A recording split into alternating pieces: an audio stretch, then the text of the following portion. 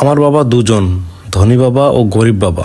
একজন উচ্চশিক্ষিত ও বিচক্ষণ পিএইচডি ডিগ্রিধারী এবং 4 বছরের গ্রাজুয়েট প্রোগ্রাম 2 বছরে শেষ করতে পারা মেধাবী ব্যক্তি। তিনি স্ট্যামফোর্ড, শিকাগো ও নর্থ ওয়েস্টার্ন ইউনিভার্সিটিতে উচ্চশিক্ষা অর্জন করেছেন সম্পূর্ণ স্কলারশিপ নিয়ে।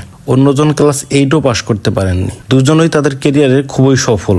সারা জীবন কঠোর পরিশ্রম করেছেন, পর্যাপ্ত আয় করতে পেরেছেন। এখন একজন অর্থের জন্য যুদ্ধ করে যাচ্ছেন, অন্যজন হাওয়াইয়ের সবচেয়ে ধনী ব্যক্তি। একজন তার পরিবার, চার্চ ও চ্যারিটির জন্য মিলিয়ন মিলিয়ন ডলার রেখে গেছেন, আর একজন পরিশোধ করতে হবে এমন অনেক বিল রেখে গেছেন। দুজনেই আমাকে পরামর্শ দিয়ে গেছেন, কিন্তু পরামর্শ কখনো একরকম হয়নি। কিন্তু দুজন ড্যাড বিপরীত দৃষ্টিভঙ্গিতে আমাকে পরামর্শ দিচ্ছেন। একজন হলেন রিচ ম্যান, অন্যজন পুয়ার ম্যান। কোনটি গ্রহণ বা বর্জন করা যাবে তা নিয়ে আমাকে অনেক ভাবতে হচ্ছে, তুলনা করতে হচ্ছে এবং তারপর মগজে মজুদ বাড়াতে হচ্ছে। ধনী লোকটি প্রথমেই ধনী ছিলেন না, বা পুয়ার লোকটিও প্রথমে পুয়ার ছিলেন না। দুজনই তাদের কেরিয়ারের শুরুতে পরিবারের জন্য প্রয়োজনীয় অর্থ সংগ্রহ করতে কঠোর পরিশ্রম করেছেন, কিন্তু দুজনের অর্থ বিষয়ে আলাদা দৃষ্টিভঙ্গি ছিল। একজন বাবা হয়তো বলতেন অর্থের প্রতি ভালোবাসাই নষ্টের মূল, অন্যজন বলতেন অর্থের অভাবই সমস্যার মূল।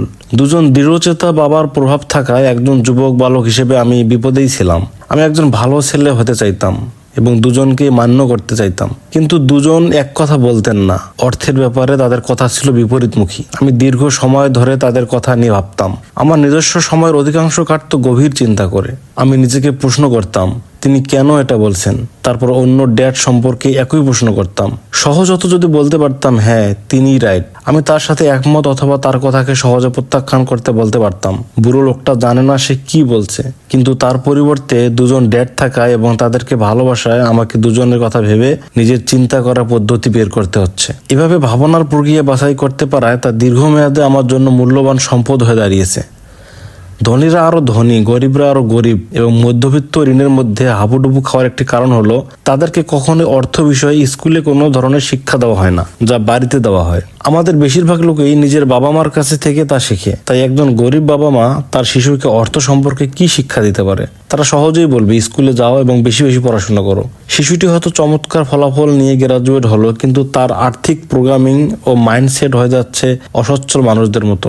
অর্থ বিষয়ে স্কুলে কিছুই শেখানো হয় না। স্কুলে পাণ্ডিত্য ও পেশাগত দক্ষতার উপর জোর দেয়া, কিন্তু আর্থিক দক্ষতার উপর নয়। এর ফলে স্মার্ট ব্যাংকার, ডাক্তার ও অ্যাকাউন্টেন্ট যারা স্কুলে ভালো ফলাফল লাভ করেও সারা জীবন ধরে আর্থিক সংগ্রামে লিপ্ত রয়েছেন, তার কারণ খুঁজে পাওয়া যায়। আমাদের চলমান রাষ্ট্রীয় দেনার বড় কারণ হলো উচ্চ শিক্ষিত রাজনীতিবিদ এবং সরকারি কর্মচারীদের দ্বারা আর্থিক বিষয়ে সিদ্ধান্ত নেওয়া, যাদের অর্থ বিষয়ে সামান্যতম প্রশিক্ষণও নেই। আমি প্রায় নতুন মিলেনিয়ামের দিকে তাকিয়ে ভাবি কি হবে যখন লক্ষ লক্ষ লোকের আর্থিক ও মেডিকেল সহায়তা প্রয়োজন হবে। আর্থিক সমস্যার সমাধানের জন্য নিজেদের পরিবার বা সরকারের মুখ চেয়ে তাদের থাকতে হবে, কিন্তু যখন মেডিকেয়ার বা সোশ্যাল সিকিউরিটি ফান্ডে কোনো টাকাই থাকবে না, তখন কি হবে? কিভাবে একটি জাতি টিকে থাকবে যাদের শিশুদেরকে আর্থিক বিষয়ে জ্ঞান দেওয়ার দায়িত্ব পিতামাতার উপর ন্যস্ত থাকবে? যেসব পিতামাতারা বেশিরভাগ অসচ্ছল হয়ে যাচ্ছেন বা বর্তমানে অসচ্ছলতা আছেন। আমার যেহেতু দুজন প্রভাবশালী পিতা আছে, তাদের উভয়ের কাছ থেকে আমাকে শিখতে হচ্ছে। আমাকে ওদের প্রত্যেকের পরামর্শ নিয়ে ভাবতে হচ্ছে। তা করতে গিয়ে এদের এক একজনের জীবনের উপর চিন্তার প্রভাব ও শক্তি নিয়ে মূল্যবান ভাবনা খুঁজে পাই। উদাহরণস্বরূপ, একজনের বলার অভ্যাস ছিল আমার সামর্থ্য নেই, অন্যজন তা বলতে নিষেধ করতেন। তিনি বলতেন কিভাবে আমি তা করতে পারি। একটা হলো বর্ণনা আর একটা হলো প্রশ্ন। একটি সমস্যা থেকে তোমাকে সরিয়ে দিচ্ছে, অন্যটি ভাবতে শেখাচ্ছে। আমার বাবা, যিনি শীঘ্রই বড়লোক হয়ে যাচ্ছেন, এর ব্যাখ্যা দিতেন এভাবেই: আমার সামর্থ্য নেই বলার সাথে সাথে তোমার মগজ কাজ করা বন্ধ করে দেবে, কিন্তু যখন তুমি প্রশ্ন করবে যে কিভাবে আমি তা করতে পারি, তোমার ব্রেন তখন চিন্তা করা শুরু করে দেবে। তিনি মগজকে খাটানোর ব্যাপারে খুবই উৎসাহী ছিলেন। যে মগজটা দুনিয়ার সবচেয়ে বড় কম্পিউটার, প্রতিদিন ব্যবহার করতে থাকায় এর কার্যক্ষমতা বাড়ে, কমে না। তিনি বিশ্বাস করতেন আমি পারবো না বলাটা মানসিক অলসতার নিদর্শন। যদিও দুজন পিতাই কঠোর পরিশ্রম করতেন, আমি জানতে পারলাম একজন পিতা তার ব্রেনকে ঘুমাতে দিতেন যখনই টাকা পয়সার ব্যাপার আসতো, অন্যজন তখন ব্রেনের ব্যায়াম করা শুরু করে দিতেন। দীর্ঘমেয়াদে ফলাফল হলো একজনের অর্থনীতি শক্তিশালী হচ্ছিল আর অন্যজনের হচ্ছিল দুর্বল। এটা প্রায় এরকমই, একজন জিমে গিয়ে নিয়মিত ব্যায়াম করছে আর অন্যজন সোফায় বসে টেলিভিশন দেখছে। সঠিক শারীরিক ব্যায়াম সুস্বাস্থ্যের চান্স বাড়ায়, আর সঠিক মেন্টাল এক্সারসাইজ বাড়ায় সম্পদের সম্ভাবনা। অলসতা স্বাস্থ্য ও সম্পদ দুটোই কমায়। আমার দুজন পিতা চিন্তায় ছিলেন বিপরীতমুখী।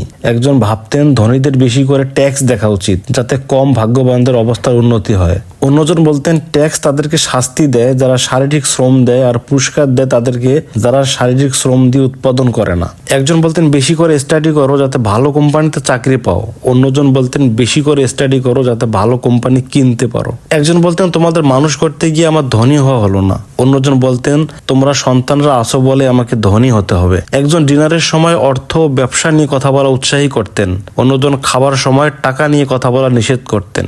একজন বলতেন টাকা পয়সার ব্যাপারে নিরাপদে থাকো, ঝুঁকি নিও না, অন্যজন বলতেন রিস্ক ম্যানেজ করতে শেখো। একজন বলতেন আমাদের বাড়ি হলো সবচেয়ে বড় বিনিয়োগ এবং সবচেয়ে বড় সম্পদ, অন্যজন বিশ্বাস করতেন আমার বাড়িটা এক দায়, তোমার বাড়িতে সর্বোচ্চ বিনিয়োগ করা মানে নিজেকে ঝামেলায় ফেলা। উভয় ড্যাড তাদের বিলগুলো নিয়মিত পরিশোধ করতেন, একজন সবার আগে আর একজন সবার শেষে। একজন বিশ্বাস করতেন সরকার বা প্রতিষ্ঠানের দায়িত্ব তার সদস্যদের যাবতীয় প্রয়োজন পূরণ করা, তিনি সবসময় বেতন বৃদ্ধি, পেনশন পরিকল্পনা, মেডিকেল বেনিফিট, ছুটি ও অন্যান্য সুযোগ সুবিধা নিয়ে ভাবতেন। একজন পিতা কিছু অর্থ সাশ্রয়ের জন্য চেষ্টা করতেন, অন্যজন বিনিয়োগ করার চেষ্টা করতেন।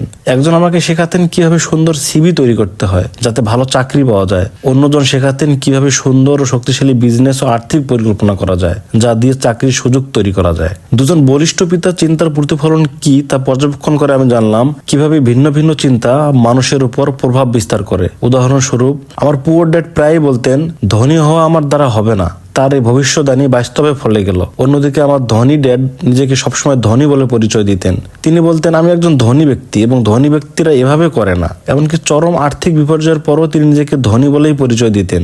নিজের অবস্থার পক্ষে বলতে গিয়ে তিনি বলতেন গরিব ও বিপর্যস্তদের মধ্যে পার্থক্য আছে, বিপর্যয় ক্ষণস্থায়ী কিন্তু দারিদ্র দীর্ঘস্থায়ী। পুয়ার ড্যাড বলতেন অর্থের প্রতি আমার কোনো মোহ নেই বা অর্থ কোনো ব্যাপারই না। আমার রিচ ড্যাড প্রায় বলেন অর্থই শক্তি। আমার এসব চিন্তায় শক্তি কখনো পরিমাপ বা মূল্যায়ন করা হতো না। আমার এসব চিন্তায় শক্তি কখনো পরিমাপ বা মূল্যায়ন না করা হতে পারে, কিন্তু এসব চিন্তা ভাবনা নিজেকে প্রকাশ করার সঠিক পদ্ধতির ব্যাপারে আমাকে সচেতন হতে সাহায্য করেছে। আমি বুঝতে পারছি আমার পুয়ার ড্যাড পুয়ার হওয়ার কারণ কম পরিমাণ অর্থ উপার্জন নয়, বরং তার চিন্তা ও কাজের জন্যই তিনি গরিব। একজন ইয়াং বয় হিসেবে দুজন বাবার চিন্তার মধ্যে কার চিন্তাকে নিজের সাথে খাপ খাওয়ানো যাবে সে ব্যাপারেও আমাকে সচেতন থাকতে হতো, ভাবতে হতো কার কথা আমি শুনবো, রিচ ড্যাড না পুয়ার ড্যাড। দুজনেরই শিক্ষা ও জানার ব্যাপারে ভীষণ শ্রদ্ধা ছিল, কি কি শেখা দরকার সে ব্যাপারে তাদের মত পার্থক্য ছিল।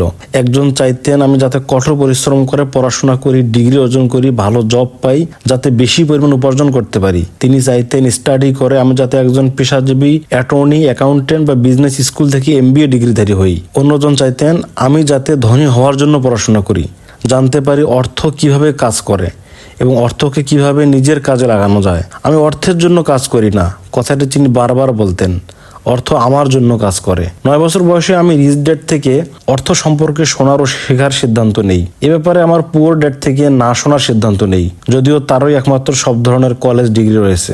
বছর বছর ধরে আমি রবার্ট ফ্রস্টের কবিতা নিয়ে ভেবেছি। আমার উচ্চ শিক্ষিত বাবার কথা না শোনার এবং তার অর্থ সম্পর্কীয় দৃষ্টিভঙ্গি না মানার সিদ্ধান্ত নিয়েছি, যা ছিল আমার জন্য এক বেদনাদায়ক সিদ্ধান্ত। কিন্তু এই সিদ্ধান্তটা আমার পরের জীবনটাকে আমূল পাল্টে দিয়েছিল।